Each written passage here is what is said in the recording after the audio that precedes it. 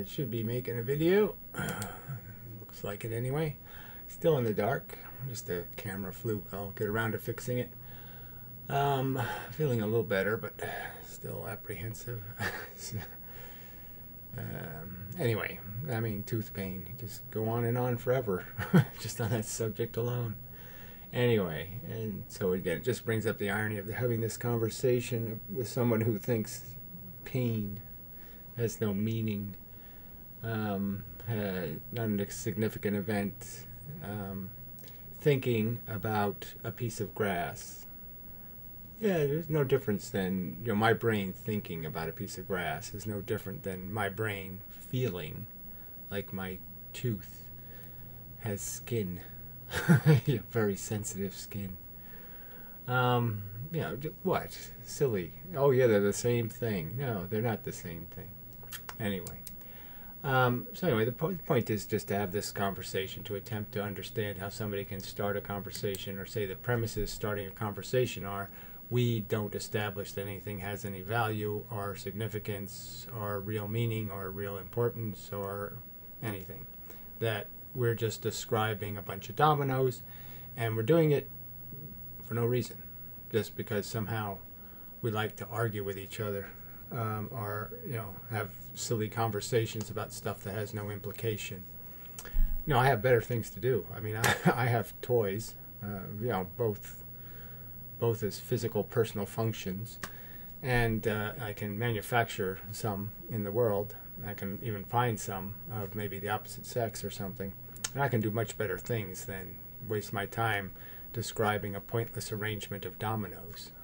So it just negates the whole point of taking philosophy at all seriously, as if it has no implication. There's no welfare stake, there's no improvement, there's no fixing, there's no broken. It's, to me, just a ludicrous starting point. From my personal point of view, as a rather complex biological organism that has this function of consciousness, it would be silly of me to say, I mean, silly if I could lie and say it. I mean, even if you're sitting there back in old England and they're showing you the instruments of torture and obliging you to say, yes, my feelings don't matter, while they're showing me the instruments. It's, well, I don't want to get into all these little arguments, but I mean, I clearly put it on holiday. I mean, I called you a liar, in the sense that if you were given a bowl of jelly beans by some magical alien, and the alien said, oh, they're really yummy, just go ahead and have one, no big deal, nothing's a consequence, I'll guarantee you, with a huge guarantee contract, that it'll be nothing but fun, little magic jelly beans. The only consequence is that your son is tortured for a trillion years. Yeah, so torture doesn't mean anything. So yeah, go ahead and have the jelly bean. I mean, it's a ludicrous proposition. It's an insane. It's an insane starting point. But I mean, me saying that doesn't. I just feel like that's just such a futile thing, because I've already said it. You can't start there. I mean, I can't negate the existence of my consciousness as a fact. It's one of the facts of the universe, is that, hell, I'm conscious. And I can be harmed and hurt, and I can feel a bad feeling. And it's intrinsically bad. The sensation is intrinsically awful, bad, negative. Negative is the key word here. Below acceptable. Below inducibility. It wouldn't be something you make because it's bad. You can't make it for free. It's not inconsequential. Making it means you have to fix it.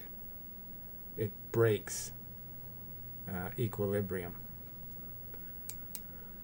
So he briefly, in a Piro video, where he's, drivel, pretends to argue, respond to my video, but it is a pretty poor pretense of a response. So we'll play some of that. I guess first we'll go back to I made it as simple as I could, and he just didn't, he decided to just say, screw your words. So my argument would be, yes, let's just start off with the idea that there's a difference between the empty space and the things. And the things can be atomic particles, you know, the elemental particles. They can be the atoms, they can be the molecules, they can be all kinds of arrangements, and so the things can be very different packages of thing. And you know, identify things by their properties. Some things are all the same, like maybe an electron or a photon. Some things are different and have subtly different and unique properties. Unique, not with any magical context. And then everything else is just an event. Now I could, you know, as I pointed out, you could just change these words. You can play with them a little bit. I could say everything else is reactions. But if I said reactions instead of the word function that I put in there, then you have to actually do it for it to be something you understand it to possess. So all the stuff that I have potential to do is real. My potential, a battery's potential when it's full versus empty, is a real fact of its circumstance. Now, if you've never drained the battery, it doesn't mean it didn't have the potential to be drained. So I thought the better word might be functions. I might have liked the word reactions because it's just all cause and effect. But again, reaction just doesn't work, and the word behavior is totally out of the question. So, I mean, he wants to, you know, he wants to use words that I've already pointed out I have no use for, and so we'll go back to the video because there's no point in me telling you he did something. I might as well show you him doing it. But again, I made it as simple as possible. Things, properties, events, and the next step is to figure out in this whole mess, where's agenda. Where is the stuff that sticks out as maybe being different in some way that matters? Differences that matter. That's what we're looking for. And I'm just saying consciousness sticks out as a difference that matters. Like, really, big boner. Really sticks out. Alright. So let's play some of this slop. Make a reply, which I was glad to listen to. A strangely short, brief, succinct video. Sorry, I didn't mean to. Yeah, yes, it was. And it was for this very purpose. Is just, let's get to it already, okay? If we're going to do this logicking thing, we're going to do this reasoning together thing, you know, shouldn't be that hard to establish the, you know, first be reasonable about a starting point. And I guess the point to illustrate is that, no, we can't do that, because one of your first premises is a huge endgame conclusion. And you've already decided that you're going to negate in what, in my opinion, is the only thing that does make the universe matter. I could completely agree with you. If we could take sentient organisms out of the universe, we don't have any disagreements, okay? We're perfectly in agreement. Who the fuck cares what happens? You know, and if somehow we could be some sort of robot that didn't have sensations, you know, just had some notion of feeling bad and notion of harm or something, that didn't have to actually feel it, it just said, oh, I have a notion that that's bad. Or even a memory, even if we could reduce it all to just memories. Like, I have a memory of something being bad, but I don't have to re-experience it. And only the memory alone is the good enough incentive to create my more advanced behavior. So it's like I have knowledge, pre-knowledge of being conscious, and then I stop being conscious. So I still have knowledge of experience of sensation, but I don't have any sensations. I'd agree that it doesn't matter then either. You know, and you could still have exactly the same kind of reactions, in the sense that my function would still be the same in terms of my capacity to reason and say I want to avoid the negative feeling, even though I can't experience it anymore. You know, I'm just saying it gets into all kinds of, you know, impossible conversations about silly, in my opinion, abstract ways of existing. We don't exist that way. We don't exist as non-feeling thinking machines. We don't have any example of a thinking machine that actually does artificial intelligence or artificial humanness that doesn't have a welfare stake. If it doesn't have a welfare stake, it's not going to be intelligent as we are, because it's not going to have knowledge of good and bad. I mean, it's fucked. You really do have to have knowledge of it to reason about it. And so you want to pretend that we don't have knowledge of it, that we're just somehow we're computers that have no investment in our welfare. We don't care whether we have cupcake or nail in the eye. Clearly, we're not that kind of machine. We're not that stupid. And you're telling me I should be that stupid. I'm just saying, why would I be that stupid? Give me a reason why I would be stupid enough to think having a cupcake or having a nail in my eye. Just flip a coin. Doesn't matter. Why would I be stupid enough to think that? It's just I should be, if this video has done enough to allay fears and to ultimately bring about the concrete understandings that I need to proceed upon. Yeah? Right, but you need to proceed upon a concrete understanding where you negate the existence of an idea of value. And I'm experiencing it, and I'm saying I can't negate the existence of it. It would just be flat out insane for me to do that. No logic at all. It's anti-logical for me to negate what I've personally experienced, personally tasted, personally known to exist. I know the difference to exist between a cupcake and a nail in my eye. I know the factual difference. And I'd be happy then to say, put out a question to inmendham. I think it was his inmendham channel.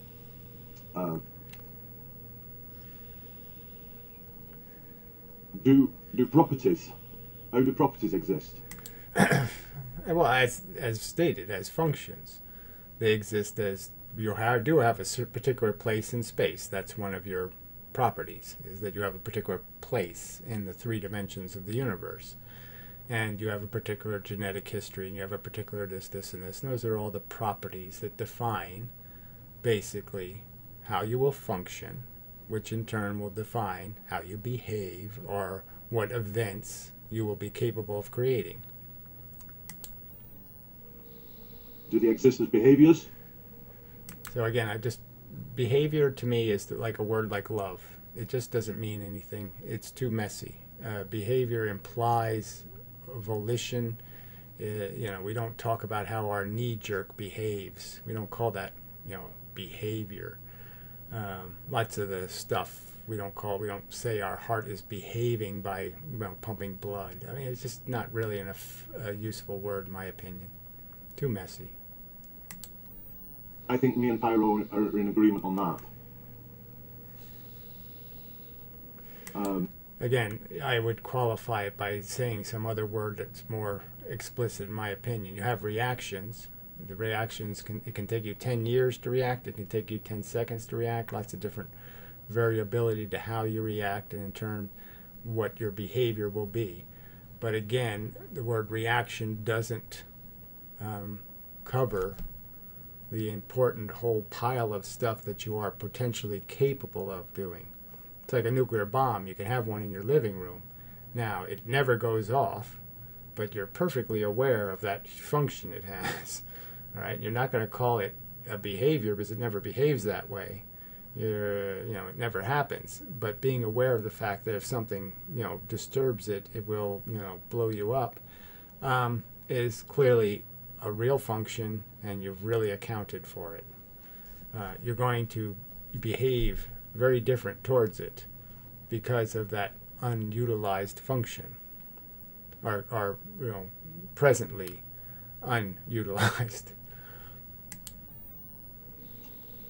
And when we use the word exists here, it's in the first sense.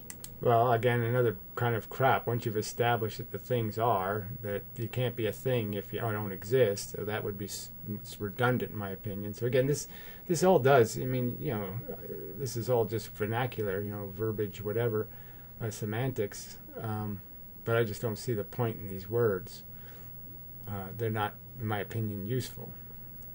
They're not elemental. So the real desire is to find the best way to describe it, not a convenient way to describe it. How do properties concretely exist? Yeah. Well, they have to. If you identify them as a property, they exist. They're a noticeable difference. would be one of the standards for identifying a property, is that it's different than any of the other properties I've previously identified, so now it's a new property, a new function. Nuclear bombs have the unique kind of function of being capable of blowing things up in a rather dramatic way. Of course the function exists. The device was made to have the function, so what's the argument here? And the way I see it is they're just behaviors. Well, again, that's the way you conveniently want to see it, is to use a word that's like the word love, and just say, oh, it's all about love. So, you know, if I was to reverse your philosophical point of view and just go from phantasmagorical to the nihilist extreme, you know, I could just say that's the tactic of the phantasmagorical, is to, you know, use baby talk to talk about reality, use words that don't have any definition, it's just mushy word, when it's just not the best word to describe what you're attempting to describe, which are just differences in reactivity, what something's capable of doing. Leading on to the discussion of life. Again, I already told you in a previous video, but apparently you didn't watch or care to pay attention. I have absolutely no use for this silly, dopey word in any other context, but to say, well, we are living things. We're the byproduct of a history of evolution. We all came from a singular cell, whatever, millions of years ago. Well, billions. And if you're on one of those branches, then you could call that the tree of life. But if you're not on the branch, that is, you don't have your own genetic code, and you're not evolving on that tree trunk, then yeah, you're not alive. And clearly, things like a sperm cell, it has no personal DNA code. It has only a half a code. It has half of the male's code. It doesn't have a proper genetic heritage, and clearly it doesn't function based on its genetic code. It functions because it was made by my machine as a separate device. It's like me making a vaping machine. The vaping machine isn't anything of me. It's not an extraction of me, and sperm cells aren't extractions of our evolution. They're just things created for a purpose, which is to shoot DNA into a cell. Not a living thing. It looks like one from Pyrrho standards. Well, it seems like it's alive, but it's not. By even the silly definition of life, you know, the gooey, happy definition of life or whatever. But even mechanically, it wasn't made through the process of this evolution process. Strictly speaking, it's made as an abstraction to the process, to the tree. It's another fungus growing. It's a vine of poison ivy growing on the tree. It's something the tree is tolerating. I don't know how to put it, but it doesn't really matter. It's not as direct. It's lineage, and I don't. You know, who wants to get into a complex discussion of lineages and all this kind of crap for this stupid purpose? The only thing that matters about life is whether or not it's conscious. So we already know that all the stuff that's not conscious doesn't have a welfare, and it's like a snowball or a rock or a piece of hail. Who cares what it does? It doesn't matter. It's irrelevant. They're little machines. They look friendly and happy. It's like a stuffed animal. They have little eyes and a face, and it can goo us. We can react to it like, oh, it's alive. It's not alive. You know. I mean, I have some of my best friends are stuffed animals. Fuck. I know it's not rational. I don't argue it as a philosophical truth, but the fact is, yeah, we have this impulse to, you know, we're so aware of the preciousness of the living thing and its capacity to feel. You know, we're just so aware of it that we will see it almost, you know, places. We're so worried about the precious. You know, it's like if you were hungry for money walking down the street, maybe any little piece of foil or anything that shines, you take a good look at it because, hey, it might be a piece of money. You know, and we do that. But anyway, I'm just saying the word life just doesn't mean anything. The only relevant conversation is about meaning. What has meaning here? What has value, relevance? What's a real stake here? And life isn't. All living things are not the same. That's the simplest statement. All living things are not the same. So just forget the word. It's just a waste of time. And consciousness? Yeah, well, they're not really the same thing. You can't just say, okay, the feature of having a beating heart or having an evolutionary lineage is the same as consciousness. Well, they're not the same. Consciousness only happens in the very complex life forms. And the real part of consciousness, in my opinion, the part that really matters, is the part that's doing the reward and punishment thing, that's doing the ow thing, the feeling thing. So that comes first. So consciousness only means something because it produces these things called feelings, and the feelings in turn create something called a welfare state, a capacity to be in a positive or negative condition. Oh, so it's that life is an entropy pump. Well, it's just silly. A friggin' planet can be an entropy pump. I mean, it just doesn't mean anything. So it's just a useless definition. And again, the only part of the life question is does it have the capacity to experience in a positive and negative way? If all it has the capacity to do is go bubblegum, bubblegum, bubblegum, sing the bubblegum song, bubblegum, bubblegum, well, who cares if that's all it does? I think you might have used the word independent. If you could repeat that definition early on or somewhere. Now, I noted when Pyro gave this definition. So again, you're talking to Pyro now. You're not talking to me. I didn't care for this word. Didn't want to use it. I don't care about it. It's meaningless. I don't care about the distinction. If we gave consciousness the capacity to feel to a computer tomorrow, or any other device in the universe, if it bestowed consciousness on it, then it's included, in my opinion, of what matters. You can call it a life form. You can call it a human. I don't care. I'm saying now it's a thing that matters. It didn't matter when it didn't have it. It matters when it does have it. Clearly, I just couldn't care less about these distinctions of, racism or whatever you want to call it. This humanist thing or some other kind of crap. My standards are clear. As I personally experience it, I know the only part that really matters to me is this feeling good and feeling bad, and whether I got off, so to speak, on being the best tennis player in the world, or the best golfer in the world, or the best whatever bowler. I know it doesn't matter which one of those things I was the best at. The only part that would matter is me walking around going, I'm the best, I'm the best. It's just about the feeling. But I don't think a virus fits that definition. And who would care to consider it?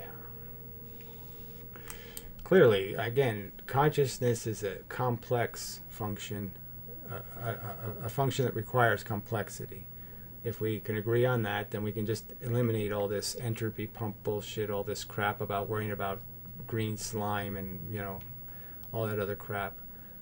I would argue that sensation has been on planet Earth for quite a long time, 300 million years, and that's the story. The organisms that had a life experience, that experienced the qualitative difference between success and failure, and they experienced the qualitative difference between success and failure. I mean, this conversation just shouldn't even be possible. I know Hathaway was his father died, and it wasn't a very pleasant death. And I'm sure if he could rewrite the history, he would rewrite it so his father just dropped dead in his sleep one night and didn't have to go through the whole process of dying and illness. And there's absolutely no reason for him to endorse his silly Nietzsche principle, whatever the fuck this is, to sit there and pretend it would be otherwise. If he could do it, if it was presented to him that he can fix that, he would fix it. With a great deal of pleasure, I imagine. Feeling damn good about it. And I think neither does stasis, hibernation. Well, hibernation is not stasis, but Yeah, these are all irrelevant. We're dead every night when we go to sleep, and it is a kind of a it displays some of the imbecilities of human fretting and all this other crap about their existence, in the sense that that's all we are is when we're capable of consciously experiencing. And if everybody just dropped dead in their sleep, there really wouldn't be any way to define the tragedy that took place because there's nothing tragic. There would be no horror experience because nothing would be tormented or there would be no, they wouldn't have their child pulled out of their arms by the tsunami. There would be no grief. There would be no pain. So there certainly couldn't be a problem if you all drop dead. Hypothetically, if stasis exists, a seed, and a seed. So I guess I'm just saying that, this, how is this, any of this, conversation about what I was trying to get to, viruses and stasis and seeds? Again, I've provided you one standard. If there's a computer and it's conscious and we unplug it, right? I'm not going to say, oh, what a horror, we unplugged the consciousness. I'm just not going to do that. So I know that isn't a horror. If we torture the computer, well, I know that's bad. Perhaps. I'm not sure whether that fits the definition. Yeah. So you could describe and further qualify this if needed. Maybe the potential. I don't know what that is. Now let's just go back to things, and the things have properties, and one of their properties doesn't really matter whether they're alive or dead. It matters in how complex they are and sophisticated they are, and whether they're doing this conscious thing is another standard. It puts it on a new scale. It's like the difference between the conventional bomb and the nuclear bomb. It's a new level of function. That's very flimsy if you want to go down that route, because any collection of elements yeah, can then have the potential for life and potential to be a heat pump. So you'd have to qualify what you mean by potential. Yeah, well, again, this has nothing to do with any conversation I wish to have. I'd say all of this crap is irrelevant. It's the only part we're trying to preserve is the welfare of the things that are conscious. Whether we should be making consciousnesses or not, that's way down the philosophical road, isn't it? As for consciousness, let's hear a definition for consciousness now. Yeah, what's the idea of consciousness? That is, it produces feelings. Would be one of the statements you can make. And one of the argument about feelings is they have an elemental, qualitative, they have a qualia, and it's a real fact that they have it, that they're feelings that are negative, not something you feed or maintain, and feelings that are positive, ones that you wish to feed and maintain. Sure. Yeah. And if you want to say it's simply, well, it's a property, that would be fine, and it's a behavior property. I need the specification. So again, it's just saying our consciousness is irrelevant because all it is a knee-jerk. And I'm just saying it's quite obviously more complex than that. So you're going to keep saying it's just a knee-jerk. It's a knee-jerk. Well, clearly it's not just a knee-jerk. So I don't know what else. Where's the argument here? You want to say that all behavior is the same, that it happens as a consequence of same processes. And I'm saying clearly no. Suns are different than planets. Planets aren't doing nuclear fusion, and suns are. Not the same thing. Well, to go, okay. Now then, the problem will become is when you want to give further properties of that life that it somehow sounds. I'm obviously not giving them the properties. So again, it's just more kinds of ways of doing rhetoric. What we're establishing is what do you see as its property. And I'm plainly telling you that one of the properties I've identified is this capacity to have sensations, and that the sensations are clearly qualitatively weightful. They have weight and value weight. just in plain language. I mean, I've been using the words value, weight for 5 or 6 or 7 years. They clearly have value, weight. Sort of spiritually meaningful. So again, just this is just such a dodge, right? I mean, there's nothing spiritual about identifying that, recognizing I have a consciousness. That's hardly a religious statement.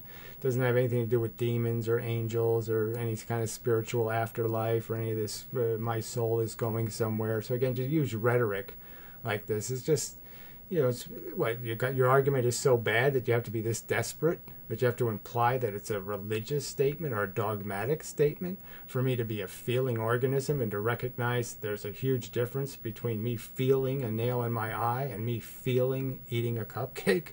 Yeah, okay. If that's religion, you're insane. If that's your definition of religion.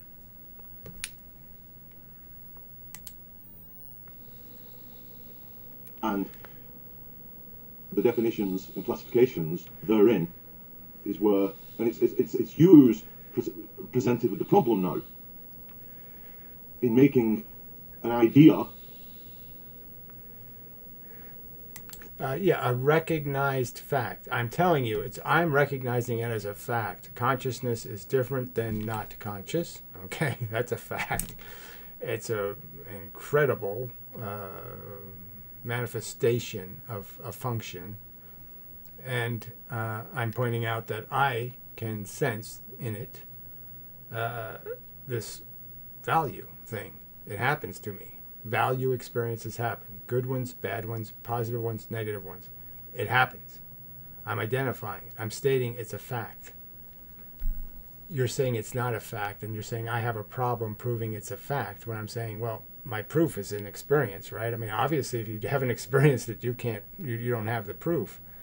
But I don't think you haven't experienced it. I think you do know the difference between a nail in your eye and a cupcake, and you know, for very logical reasons, if you were to risk having one, you know which one you would risk having. So this is just crap. I don't. I've already gone on record of saying there is no meaningful sense in which meaningful meaning purposeful. Again, this has nothing to do with those silly words. The word is value. Okay, this doesn't have to do with purpose or intention or any of that kind of crap. It just has to do with the fact that the experiences are fundamentally different, and we measure the difference through experiencing them. And the difference is value. There's a quality difference. The experiences are not qualitatively the same. One is negative, one is positive. One is worthy of prevention, one is worthy of creation. In a kind of spiritual mattering meaning sense, there is no actual specialness to life and consciousness. Again, just the way that you're doing this, right? Right? I already pointed out so explicitly, I see no specialness in life.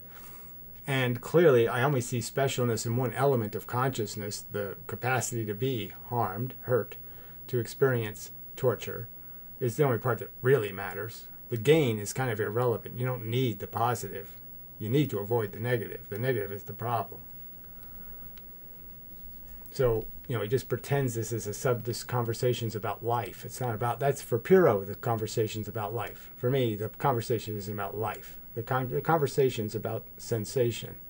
And I don't care whether aliens are sensate, I don't care whether rocks I don't care what the thing is that has sensation. It's all automatically included in the conversation. As soon as it experiences an ouch, it's in, and it has a seat in this conversation.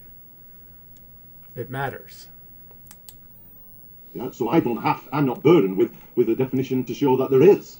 And mine. Well, whatever. If you want to say you're not burdened, I'm saying you're burdened by the fact that everybody else on this planet you're going to talk to is having conscious experiences, and they don't want to have a nail in their eye, and they don't want it because it's going to be unpleasant. So this is just, you say you don't have any burden. I say you have a hell of a burden, because you're trying to tell conscious organisms that it doesn't matter whether they have a nail in their eye or I give them a cupcake, that those two things are ethically, morally, rationally, in every way irrelevant events. It just doesn't matter which one I impose on you. It doesn't matter what I do to you. Of course it matters. I'm not making the is claim. It seems draft science, inmendham and Pyro are the one who want to make the is claims about... Now, of course I'm making is claims. I'm experiencing the is. What the fuck are you talking about, right? I mean, I can't impose on you my consciousness, okay? So, yeah, I can't give you the evidence I have, just as I couldn't ever explain it to a computer. I can't explain consciousness to a computer, right? I can't say, well, there's this thing, his feelings are really amazingly different, and it's, horrible, and blah, blah. You'd be like, well, what are you talking about? What the fuck? I don't know what that means. So this is, again, just bullshit. But of course, I'm saying there clearly is a difference between a cupcake and a nail in my eye as experiences, and the difference is quality of that experience. And to deny that fact is just, in my opinion, as stated. It's I first off don't even believe you do deny it, and you're just playing word games to evade the reality. You're playing silly word games. I'm just saying, torture is bad. I mean, yeah. You don't get that? Fuck you. There's nothing to say. That's an experiences. And so, both of you, I should like to hear what this is claiming. Again, this has been good. You've heard it. There's nothing to say here. Again, you're pretending that you want to have some sort of logical construct here to just go step by step. Well, we know what step is broken. The step where you say any concept of value can't be real. There's no such thing that can matter. And I'm saying, well, quite obviously, nature did make one.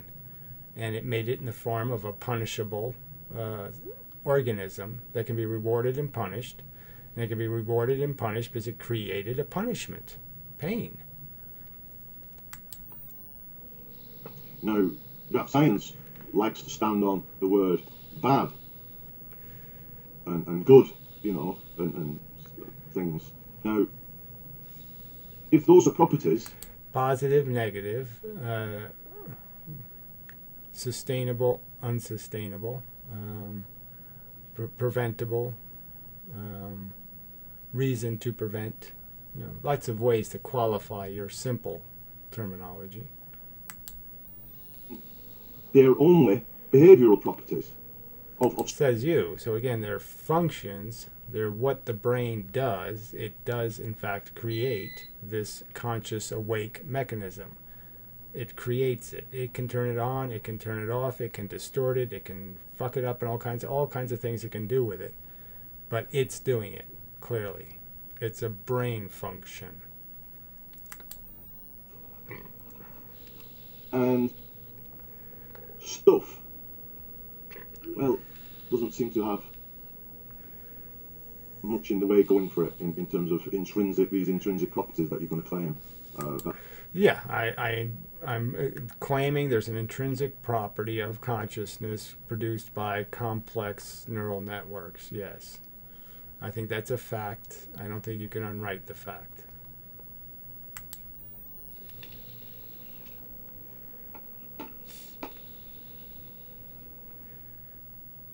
I mean, clearly, consciousness isn't subconsciousness. All the words I spoke, my subconscious created. Had nothing to do with me feeling, experiencing, enduring, no pain required. It just produces my conversation, mechanically, automatically. That's a knee-jerk.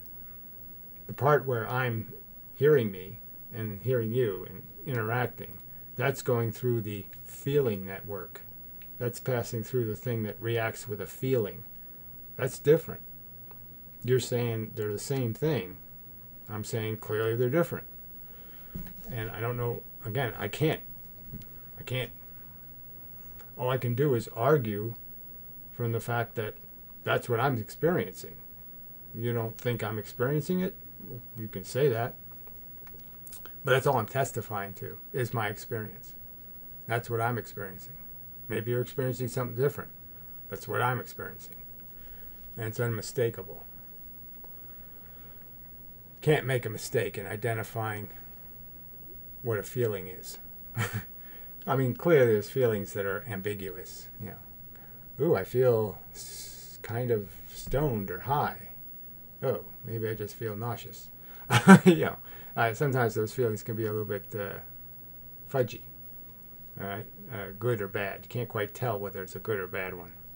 But the ones that are obviously the ones I'm emphasizing are the ones that are clearly on one side or the other side of the fence. And they exist on those sides of a fence. And that's a perfectly suitable metaphor.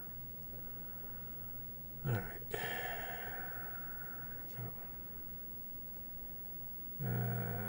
yeah, that should be it. So, sorry, I mean, you know, this is, conversation is, I don't know. It's obvious for very little reward to get out of it in having a conversation with somebody who is so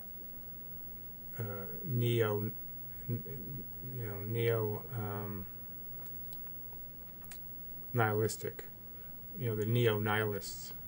You know, but